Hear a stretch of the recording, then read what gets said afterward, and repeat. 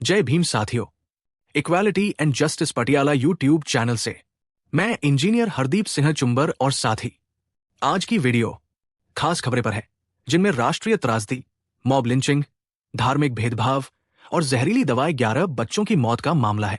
जय भीम साथियों, equality and justice Patiala YouTube channel से चुंबर साहब ने आपको की वीडियो के बारे में बता ही दिया है। दिए गए स्रोत भारत के उत्तर प्रदेश और मध्य प्रदेश राज्यों में हुई 3 गंभीर त्रासदियों का विवरण प्रस्तुत करते हैं, जिनमें प्रमुख रूप से सामाजिक हिंसा और स्वास्थ्य संबंधी लापरवाही शामिल है। उत्तर प्रदेश के रायबरेली में एक दलित युवक को चोरी के संदेह में भीड़ ने पीट कर मार डाला, जिसके बाद राजनीतिक विवाद खड़ा हो गया और पुलिसकर्मियों को निलंबित किया गया। इसी राज्य के जौनपुर में एक मुस्लिम गर्भवती महिला को धार्मिक भेदभाव के कारण डॉक्टर द्वारा इलाज देने से इनकार करने का शर्मनाक मामला सामने आया। वहीं मध्य प्रदेश के छिंदवाड़ा में मिलावटी कफ सिरप कोल्ड्रिफ के सेवन से 11 मासूम बच्चों की मौत हो गई, जिसके परिणामस्वरूप डॉक्टर और फार्मास्यूटिकल कंपनी के खिलाफ एफआईआर दर्ज की गई और न्यायिक जांच की मांग उठी। ये घटनाएं न्यायिक जवाबदेही, स्वास्थ्य सेवा की नैतिकता और बढ़ते सामाजिक जातीय तनाव पर गंभीर सवाल खड़े करती हैं।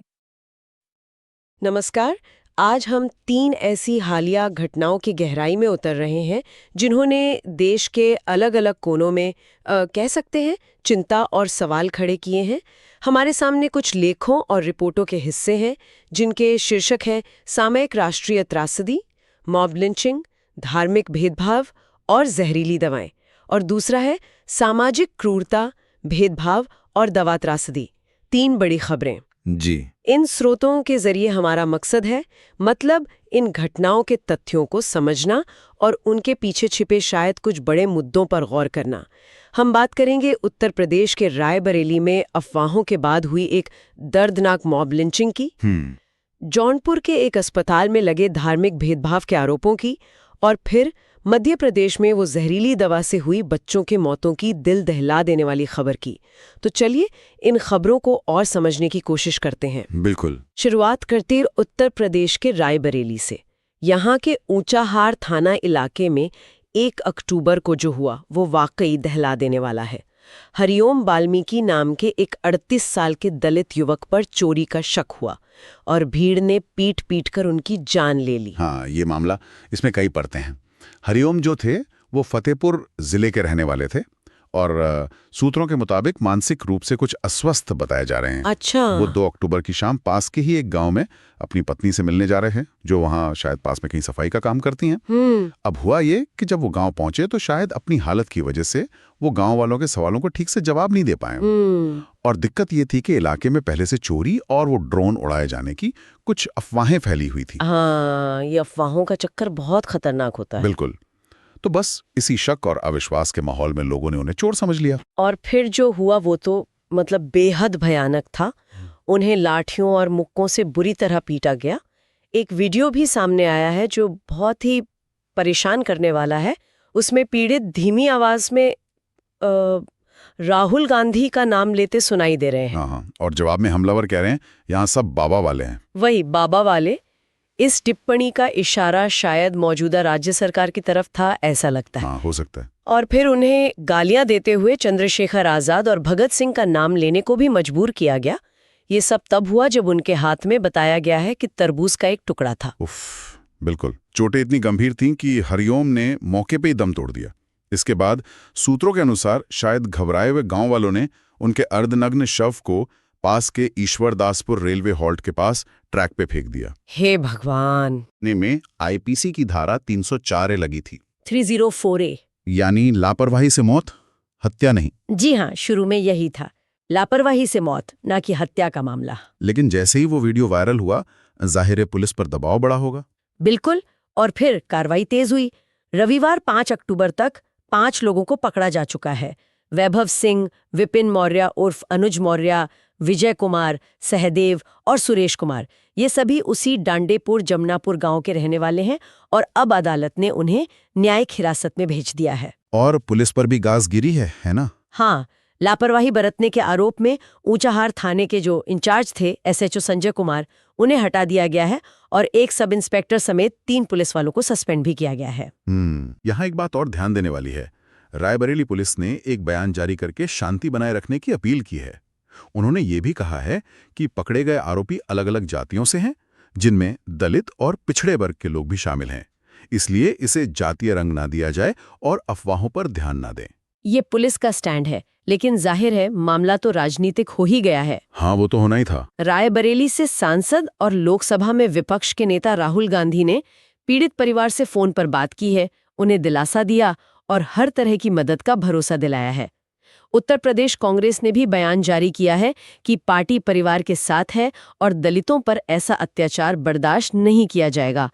उन्होंने वो बाबा वाली टिप्पणी का भी जिक्र किया। और दूसरी तरफ आजाद समाज पार्टी के जो अध्यक्ष हैं और नगीना से सांसद चंद्रशेखर आजाद, उन्होंने सोशल मीडिया प्लेटफॉर्म एक्स पर सीधा मुख्यमंत्री योगी आदित्यनाथ को टैग करते हुए सरकार पर सवाल उठाए। अच्छा, उन्होंने क्या कहा? तो उन्होंने कहा कि सरकार ये ड्रोन और चोरी की अफवाहों को रोकने में नाकाम रही है। उन्होंने इसे प्रशासन की नाकामी, संवेदनहीनता और जातिवादी सोच का नतीजा बताया। उनका सवाल था कि आखिर कब तक बेगुनाह लोग सड़कों पर ऐसी भीड़ की हिंसा का शिकार होते रहेंगे। उन्होंने ये भी बताया कि पीड़ित परिवार ने उनसे सिर्फ इंसाफ मांगा है। इंसाफ की मांग। और चंद्रशेखर आजाद ने कुछ ठोस मांगे भी रखी हैं शायद। जी हाँ, मांगे हैं। सभी कातिलों को फौरन गिरफ्तार करके सजा दी जाए, परिवार को 50 लाख रुपए का मुआवजा मिले और एक सरकारी नौकरी। सोशल मीडिया पर #justice for Hariom Valmiki hashtag भी चल रहा है। तो कुल मिलाकर ये रायबरेली वाला मामला दिखाता है कि कैसे अफवाहें जानलेवा बन सकती हैं, कैसे हाशिए पर रहने वाले लोग ज्यादा असुरक्षित होते हैं। बिल्कुल। और कैसे ऐसी घटनाओं पर तुरंत राजनीति शुरू हो जाती है और फिर प्रशासन की प्रतिक्रिया और न्याय की मांग उठती है। बिल्कुल। ये सिर्फ एक घटना नहीं है, ये समाज में शायद कुछ गहरे बैठे मुद्दों की तरफ इशारा कर रही है। सही कह रही हैं। रायबरेली में जहां भीड़ ने कानून अपने हाथ में लिया, वहीं उत्तर प्रदेश के ही जौनपुर जिले से एक और खबर आई है और ये सीधे तौर पर व्यवस्था के अंदर भरोसे और नैतिकता पर गंभीर सवाल उठा रही है। यहाँ एक सरकारी महिला अस्पताल में एक गर्भवती मुस्लिम महिला ने डॉक्टर पर धार्मिक भेदभाव का आरोप लगाया है। हाँ, ये घटना 30 सितंबर की रात की बताई जा रही है। जौनपुर के चंदवा इलाके की रहने वाली हैं 27 साल की शमा परवीन। जब उन्हें प्रसव पीड़ा शुरू हुई तो वो जिला महिला अस्पताल गईं।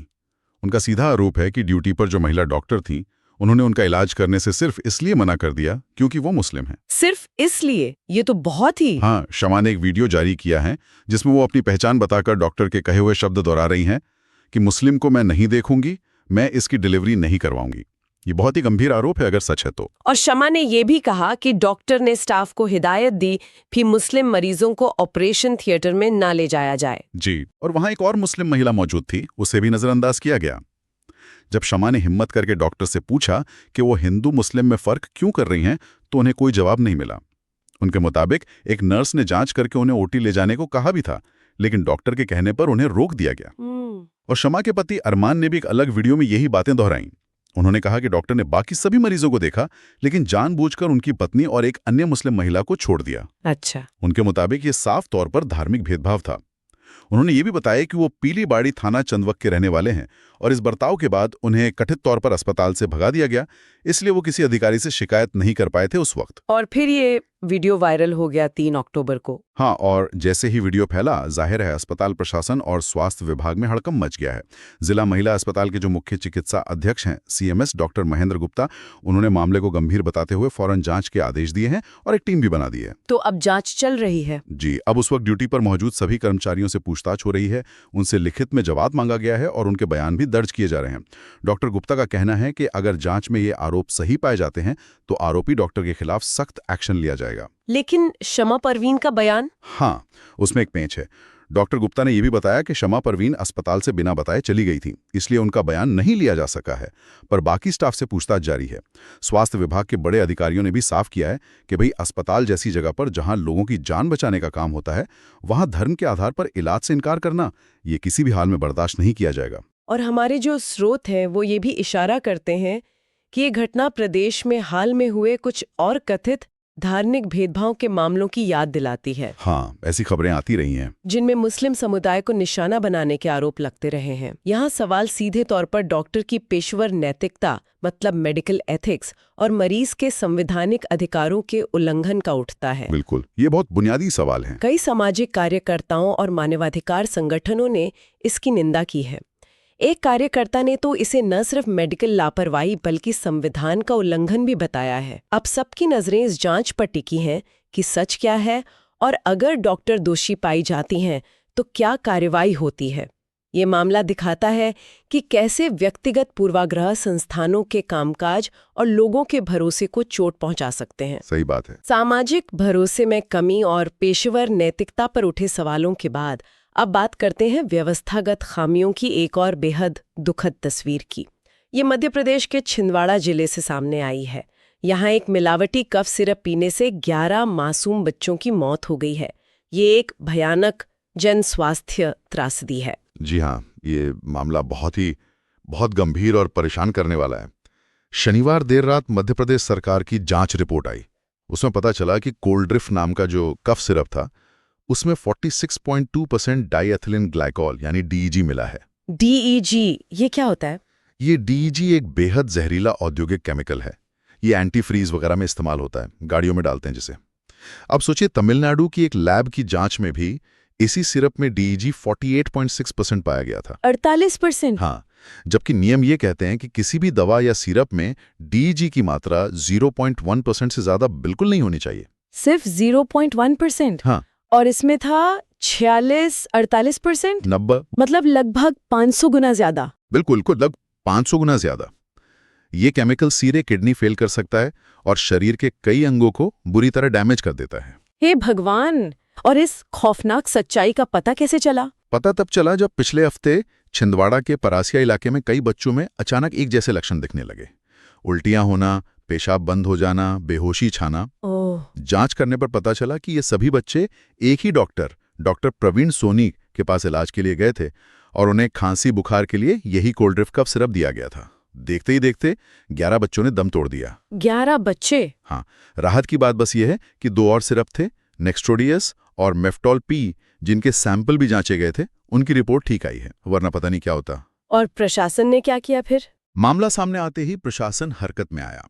शनिवार रात को ही डॉक्टर प्रवीण सोनी और इस दवा को बनाने वाली जो तमिलनाडु की कंपनी है श्रेयसन फार्मास्यूटिकल्स, उसके खिलाफ एफआईआर दर्ज की गई। इसके बाद पुलिस की स्पेशल टीम ने छिंदवाड़ा के राजपाल चौक से डॉक्टर सोनी को गिरफ्तार भी कर लिया। ये कार्रवाई स्वास्थ्य विभाग के block medical officer BMO doctor Ankit Sallam की शिकायत पर हुई। डॉक्टर और कंपनी पर अब आरोप क्या है? सिर्फ लापरवाही? नहीं, अब सिर्फ लापरवाही का मामला नहीं है, आरोप बहुत गंभीर हैं। उन पर नई भारतीय न्याय संहिता बीएनएस की धारा 726 यानी दवाओं में मिलावट और धारा 10(3) यानी लापरवाही से मौत। अच्छा। और साथ ही पुराने ड्रग्स एंड कॉस्मेटिक एक्ट 1940 की धारा 27A(3) भी लगी है, जो मिलावटी दवा से मौत या गंभीर चोट के लिए है। इन धाराओं में सजा बहुत सख्त है, 10 साल से लेकर उम्र कैद तक हो सकती है। मतलब मामला बहुत सीरियस लिया जा रहा है। जी, जिला प्रशासन ने फौरन इस संदिग्ध सिरप के इस्तेमाल पर रोक लगा दी है और इलाके के सभी सरकारी और प्राइवेट अस्पतालों में दवाओं के स्टॉक की जांच शुरू कर दी गई है। बीएमओ डॉक्टर अंकित सल्लाम ने कहा है कि यह घटना बहुत गंभीर है, वैज्ञानिक और मेडिकल जांच चल रही है और अगर जांच में किसी और अधिकारी या डॉक्टर की भी लापरवाही सामने आती है तो उनके खिलाफ भी कड़ी कार्रवाई होगी। मतलब जिम्मेदारी तय करने की कोशिश हो रही है। लेकिन इस घटना ने मध्य प्रदेश की सियासत में भी भूचाल ला दिया है ना? विपक्ष तो हमलावर हो गए। बिल्कुल। नेता प्रतिपक्ष उमंग सिंघार ने इसे प्रदेश की भ्रष्ट, लापरवाह और चरमराई स्वास्थ्य व्यवस्था का नतीजा बताया है। उन्होंने सीधे आरोप लगाया कि सरकारी अस्पतालों में बच्चे सुरक्षित नहीं हैं, कहीं चूहे काट रहे हैं, कहीं डॉक्टर नहीं है और जो दवाएं मिल रही हैं वो नकली या घटिया निकल रही हैं। उनका कहना है कि इन दवाओं को खरीदने और उनकी क्वालिटी जांचने की जिम्मेदारी मध्य प्रदेश ड्रग कॉर्पोरेशन की है। तो फिर ऐसा कैसे हो रहा है? उन्होंने कुछ पुराने रिकॉर्ड्स का भी हवाला दिया है शायद। जी हाँ, सिंघार ने कुछ पुराने रिकॉर्ड्स का हवाला दिया है। उन्होंने नवंबर 2014 की सीएजी रिपोर्ट का जिक्र किया। सीएजी यानी कंट्रोलर एंड ऑडिटर जनरल, जो सरकारी खर्चों पर नजर रखती है। उस रिपोर्ट के मुताबिक छिंदवाड़ा और ग्वालियर समेत कई जिलों में 11 करोड़ रुपए से ज्यादा की 263 तरह की दवाएं एक्सपायर हो गई थीं। इस्तेमाल के लायक ही नहीं रही। 11 करोड़ की दवाएं एक्सपायर। जी, उन्होंने विधानसभा में रखे गए रिपोर्ट्स का हवाला देते हुए ये भी बताया कि अप्रैल 2021 से जून 2025 के बीच सरकारी लैब्स में जांचे गए 229 दवा सैंपलों में से 138 घटिया या अमानक पाए गए। ये आंकड़े दवा की क्वालिटी कंट्रोल पर बहुत गंभीर सवाल उठाते हैं। उमंग सिंघार ने सरकार के रवैये पर भी सवाल खड़े किए हैं। उन्होंने कहा कि नियम के मुताबिक दवा के सैंपल की रिपोर्ट 72 घंटे यानी 3 दिन में आ जानी चाहिए थी, लेकिन इसमें 6 दिन लग गए। उनका इशारा था कि अगर रिपोर्ट जल्दी आती तो शायद कुछ और बच्चों की जान बचाई जा सकती थी। ये भी एक पहलू है। उन्होंने उप मुख्यमंत्री और स्वास्थ्य मंत्री राजेंद्र शुक्ला के उस बयान की भी आलोचना की जो उन्होंने जांच पूरी होने से पहले दिया था कि सिरप से मौतें नहीं हुई हैं। सिंघार ने कहा कि रिपोर्ट आने के बाद सरकार को अपने बयान से पीछे हटना पड़ा। उन्होंने ये भी याद दिलाया कि अगस्त 2025 में विधानसभा में 139 घटिया दवाओं की रिपोर्ट रखी गई थी, लेकिन कोई ठोस कार्रवाई नहीं हुई। तो अब नेता प्रतिपक्ष ने मांग क्या की है? उन्होंने इस पूरे मामले की न्यायिक जांच यानी जजब द्वारा जांच की मांग की है ताकि दोषियों की सही पहचान हो और उनकी जिम्मेदारी तय हो सके। उनकी और भी मांगे हैं।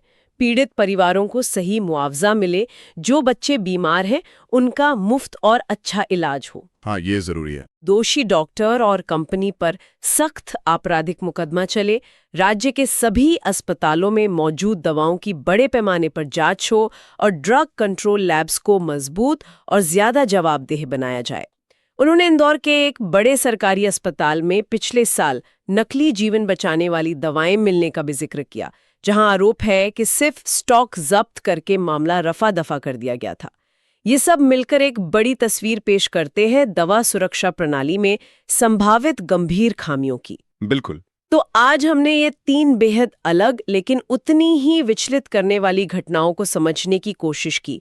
रायबरेली में अफवाहों और शायद पहचान के चलते भीड़ की हिंसा, जौनपुर में इलाज जैसी बुनियादी जरूरत की जगह पर कथित धार्मिक भेदभाव का आरोप और मध्य प्रदेश में व्यवस्था की खामियों की वजह से असुरक्षित दवाओं से मासूम बच्चों की मौत। ये सब देखकर सवाल उठकाए, आखिर इन सब का क्या मतलब है? ये क्या दिखाता है? हाँ, ये सवाल बहुत जरूरी है।